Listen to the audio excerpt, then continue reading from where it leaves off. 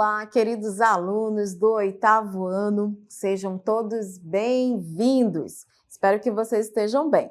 Eu sou a professora Daniele Costa, do componente de língua portuguesa. Vamos conhecer a nossa aula aí.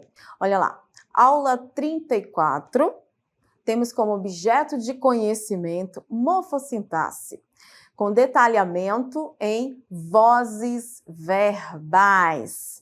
Então, 8º ano, hoje nós vamos aí desenvolver as vozes verbais. Vamos juntos?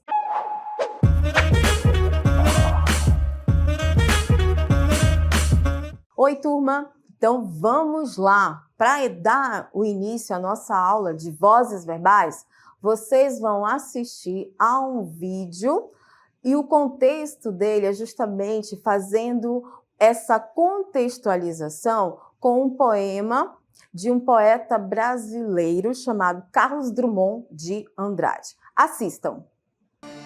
João amava Teresa, que amava Raimundo, que amava Maria, que amava Joaquim, que amava Lili, que não amava ninguém.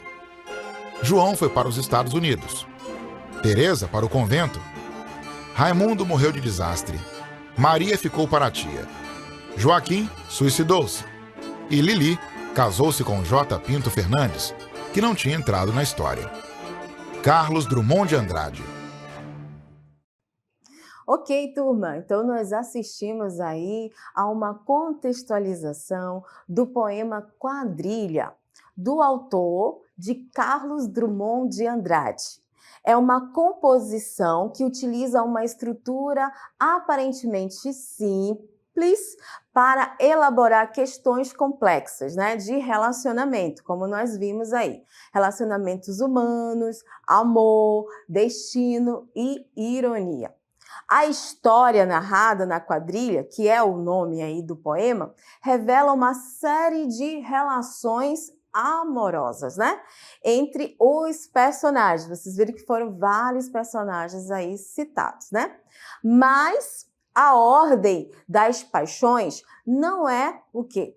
Correspondida, como nós vimos, né? Começa aí com o João, que amava a Teresa, que por sua vez, ela, a Teresa, amava o Raimundo. E o Raimundo, turma, ele amava a Maria. E a Maria amava o Joaquim, que amava Lili.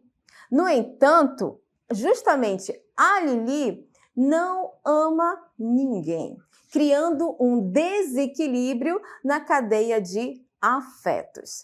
A partir dessa configuração amorosa, o poema desenrola-se em uma série de acontecimentos que refletem a complexidade e a instabilidade dos relacionamentos humanos, né? João, o que acontece com João? Ele vai para os Estados Unidos. A Teresa entra para o convento. Raimundo morre em um desastre. Maria ficou solteira. Joaquim comete suicídio. E Lili, a única que não amava ninguém, acaba se casando com alguém que não fazia parte da narrativa até então, né? O nome dele é o senhor J. Pinto Fernandes. Assim, o poema Quadrilha revela uma visão irônica e também melancólica sobre o amor e os relacionamentos, né, humanos, destacando a fragilidade e imprevisibilidade das emoções e dos destinos individuais. Pois bem, turmas, feita a reflexão sobre o poema, eu quero chamar a atenção de vocês para a seguinte oração, do primeiro verso do poema Quadrilha. Acompanhe aí na tela. Olha lá. Primeiro verso, nós temos aí, ó, João amava Teresa. Aí, justamente, vem uma indagação baseado nesse verso. Quem, turma, pratica a ação de amar, né? já que é uma indagação, nós temos aí a resposta, né? Quem pratica a ação de amar é o João. Então, existem aí essa informação desses dois seres, né? E no verso, João amava Teresa. Temos dois seres, contudo, um deles pratica a ação de amar o outro.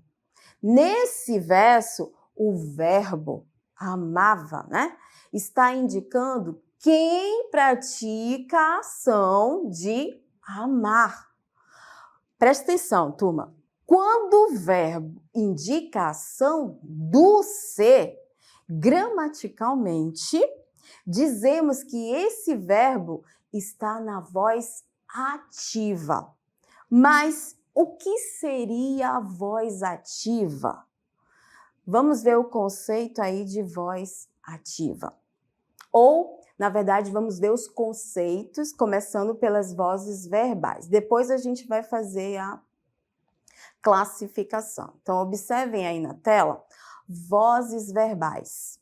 As vozes, elas são a forma como os verbos se apresentam na oração, a fim de determinar se o sujeito pratica ou recebe a ação. As vozes verbais, ou pode ser chamado de vozes do verbo, podem ser de três tipos: a ativa, a passiva ou a reflexiva. Quero chamar a atenção de vocês essa palavra aqui, vozes, né? Quando nós dizemos vozes, nós estamos colocando a ação do verbo. Então, se a gente for lembrar lá do conceito de verbo que nós já trabalhamos aqui, o verbo é aquela palavra que exprime ação ou estado ou fenômeno da natureza, certinho? E esse assunto, ele em particular, ele vai materializar a ação, ele vai exprimir a ação. Então, as vozes verbais, elas vão se relacionar a um ser. Por isso que tem esse nome, vozes verbais. Por gentileza, vamos voltar ao conceito de vozes verbais, porque elas precisam ficar bem fixados na nossa mente, né? Então, são formas que os verbos, esses verbos, gente, vai ser verbos que vão nos dar a ideia de ação, tá? Que vão apresentar-se dentro da oração. Quando a gente fala em oração, é porque é uma frase verbal, contém verbo. E tem uma finalidade de determinar se o ser que nós chamamos na sintaxe de sujeito, se esse ser ele vai praticar ou ele vai receber essa ação verbal. E essas vozes, elas estão classificadas em, olha lá, ativa, passiva ou reflexiva. Vamos ver uma tabelinha para entendermos melhor essa conceituação. Vejam lá, gente, nós já sabemos que a classificação das vozes verbais são essas que estão aqui aparecendo, né? Ativa, passiva e reflexiva. Com isso, a voz ativa, olha o que diz aí esse conceito da voz ativa. Sujeito é o ser, certo? Então vamos lá. Sujeito é agente da ação, ou seja, o sujeito está praticando a ação. Aí aqui do lado nós temos o exemplo. O aluno fez a atividade. Observem essa sentença aqui. O ser, nós vamos chamar de sujeito, certo? Ele está praticando a ação. Então, nós temos um verbo indicando, falando que o sujeito está fazendo a ação. Se é uma ação, vamos ter um predicado verbal, E o conceito todo é que o sujeito está praticando a ação. Logo, nós temos aí uma voz ativa. A voz passiva, olha o que aqui na segunda está indicando para a gente aí. Voz passiva, o sujeito, ele vai sofrer a ação verbal. Exemplo, a atividade foi feita pelo aluno, certo? Olha que interessante, nós vamos depois desenvolver melhor, mas observem, turma, uma locução verbal aqui. O verbo auxiliar e o verbo na forma, né, do particípio, certo? Então, na voz passiva, a gente já vai ter essa particularidade para até mesmo se diferenciar da voz ativa. E a voz reflexiva, o sujeito faz e sofre a ação. Aí nós temos o exemplo aí.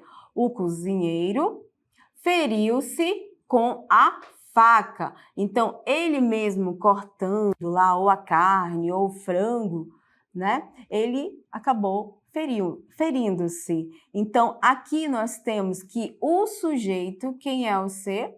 É o cozinheiro. Ele mesmo acabou por se ferir. Nós chamamos, quando o sujeito ele pratica ação e sofre ação, de voz reflexiva.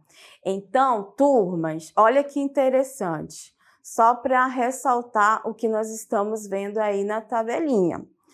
Voz ativa, o sujeito pratica a ação. Na voz passiva, o sujeito sofre a ação. Então, as palavras elas vão se organizar para trazer esses sentidos. E na voz reflexiva, o agente, o sujeito, o ser, ele pratica e recebe a ação.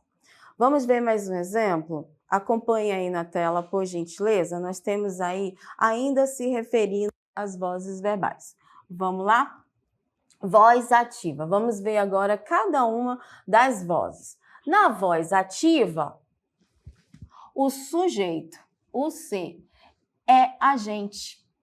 Ou seja, é ele que pratica e o verbo só informa a ação que ele está praticando. Olha aí nosso exemplo. O ribeirinho pescou 2 peixes. Então, nós temos aqui um ser que está praticando a ação. Quem está pescando? Quem foi que pescou 2 peixes?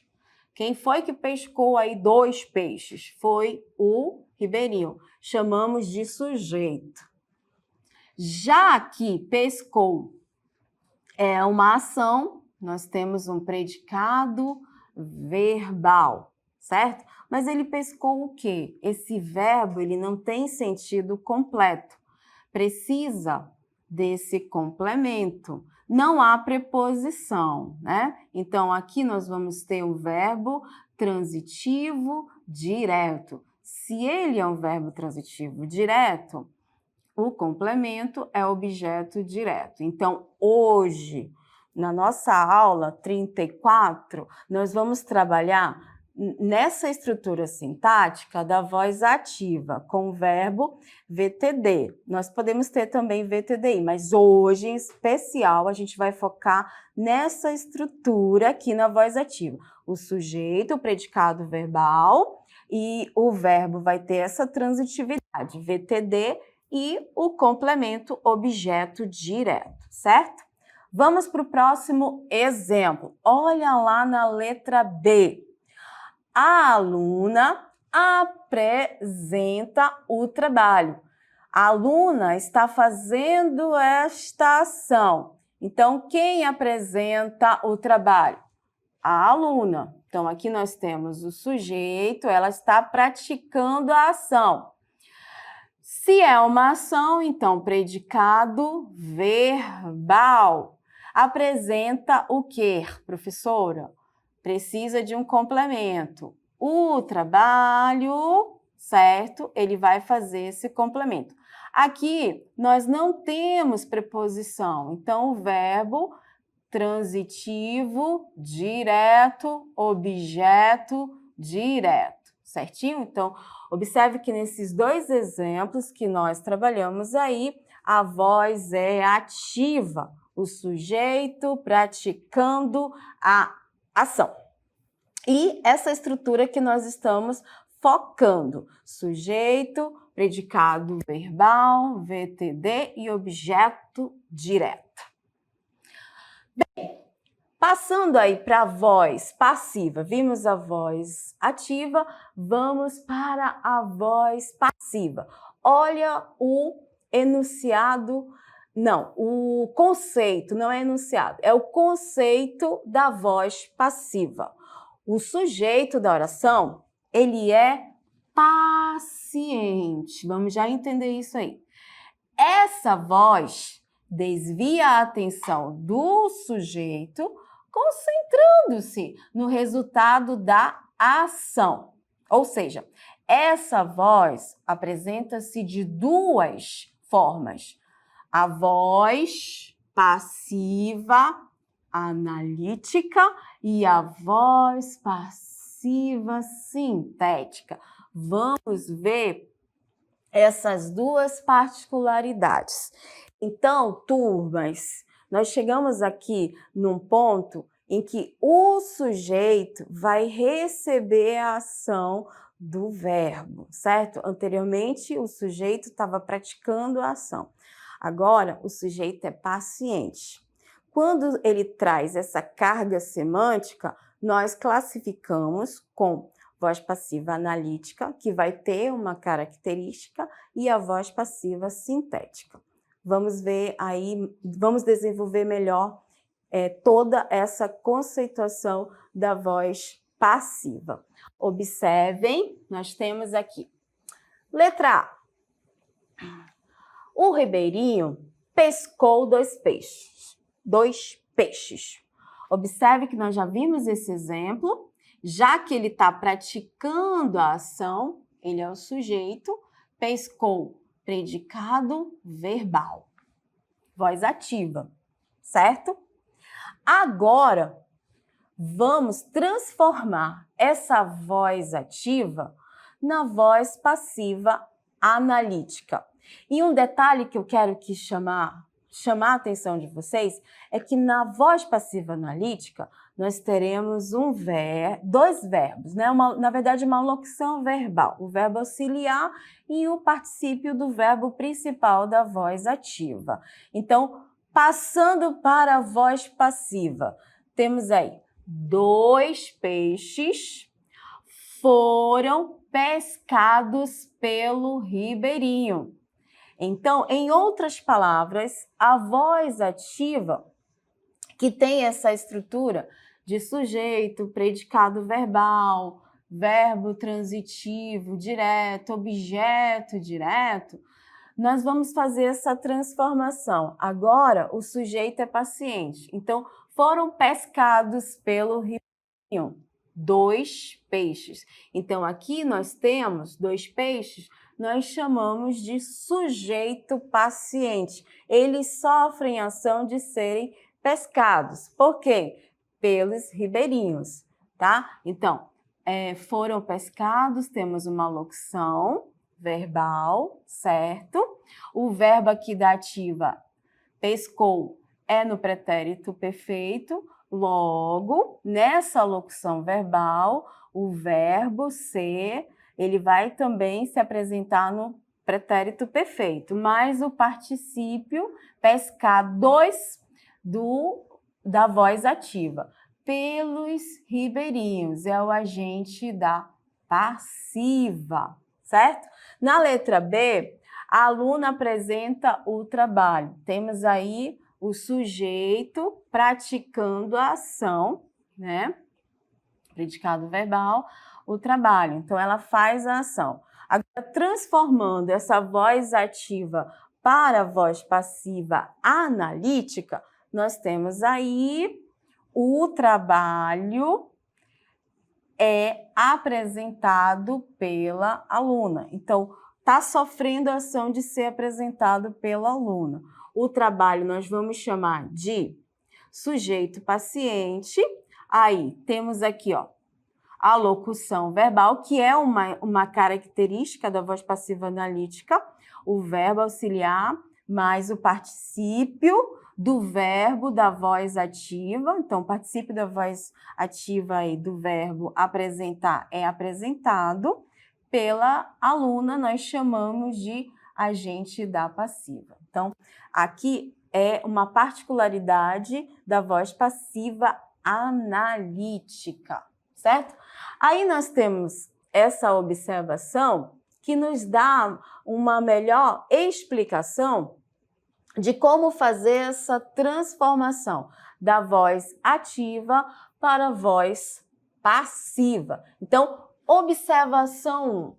A voz passiva analítica, olha lá, ela é formada pelo verbo ser mais o particípio do verbo principal da voz ativa. Então, quando a gente faz aquela transformação da ativa para a passiva, a voz passiva analítica, ela terá essa caracterização, verbo ser mais o verbo no particípio da voz ativa. Outra observação interessante é que o tempo verbal da voz passiva analítica se modifica de acordo com o tempo da voz ativa. Então, turmas, se lá na voz ativa o verbo estiver no presente, na voz passiva analítica, o verbo ser também vai estar no presente. Se na ativa o verbo se apresentar ou no futuro ou no pretérito, quando passar para a voz analítica, o verbo ser, ele vai ter essa modificação temporal, acompanhado pelo particípio do verbo lá da ativa, certinho? Ok, turma, então, continuando os nossos estudos das vozes verbais, vamos conhecer a particularidade da voz passiva sintética. Nós já vimos a analítica e temos também a passiva sintética. Quando é formada com verbo na terceira pessoa, certo? Seja singular ou plural, nós vamos já ver exemplos sobre isso. E junto a essa pessoa verbal, o pronome, a passiva do, o si, correto? E para exemplificar essa particularidade, vejamos primeiro a voz ativa e assim a analítica e em seguida a gente fecha a explicação com a voz passiva sintética. Então observe, Paula vende casas. Paula está fazendo a ação de vender casas. Então, é o sujeito, né? Aqui predicado verbal, o vende é a ação que a Paula está fazendo. Passando para a voz passiva analítica. Casas são vendidas por Paula. Observe que aqui o sujeito é paciente, está sofrendo essa ação de ser vendidas, né? Como casa está no plural, o verbo, né, essa locução verbal, que é uma particularidade da voz passiva analítica, o verbo ser conjugado aí no presente como o tempo verbal da ativa mais o particípio desse verbo da ativa, certo? Então, temos aí a voz passiva analítica. E agora, transformando essa voz passiva analítica na voz passiva sintética, sintetizando. Pega-se o verbo, olha lá aqui no terceiro, né? O verbo, como nós colocamos aqui na terceira pessoa, certo? Acrescenta-se o pronome, a passiva do si, e casas, como está no plural, por isso que o verbo da voz passiva sintética também permanece no plural. Agora, interessante, olha aqui para a voz passiva analítica. Aqui está o sujeito paciente, certo? Só estamos transformando essa voz passiva analítica, que ela é mais, né, desenvolvida, porque tem uma locução aqui, na voz passiva sintética, ela é simplificada. Então, é como se ficasse somente o verbo e toda essa estrutura de locução verbal, ela vai ser caracterizada na voz passiva sintética com o verbo mais o pronome se. E casas, elas que estão sofrendo essa ação de ser vendidas, certo? Então, aqui nós temos a voz passiva sintética. Pois bem, continuando. Outro exemplo, o aluno realiza a prova, né? Voz ativa. E na voz passiva, a prova foi realizada pelo aluno. Transformando a voz passiva analítica na voz sintética, observem, o verbo fica no singular, mais o pronome apassivador se, e nós temos aí o sujeito paciente na materialização da voz passiva sintética. Certo, turma?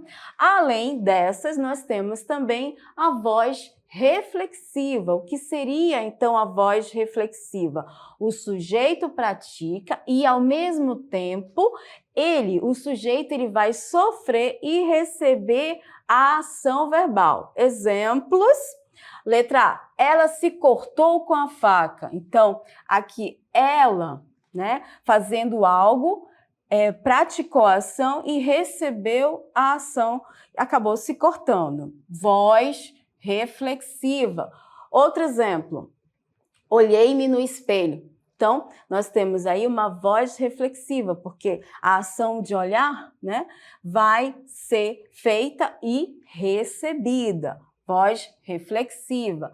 Além da reflexiva, temos também a reflexiva recíproca. Olha lá, o sujeito guarda a ideia de mais de uma pessoa praticando ação verbal. O verbo reflexivo indica reciprocidade, ou seja, quando dois ou mais sujeitos praticam a ação ao mesmo tempo, que também são pacientes. Olha o exemplo, os jogadores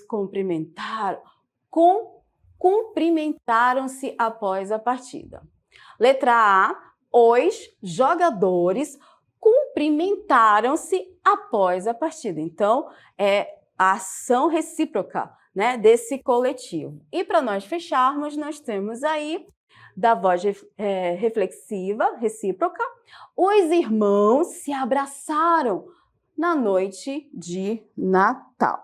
Então, turmas, nós falamos aí sobre as vozes verbais ativa, passiva e reflexiva. Com isso, fechamos a nossa aula 34 e eu deixo aí um abraço a todos e até a próxima!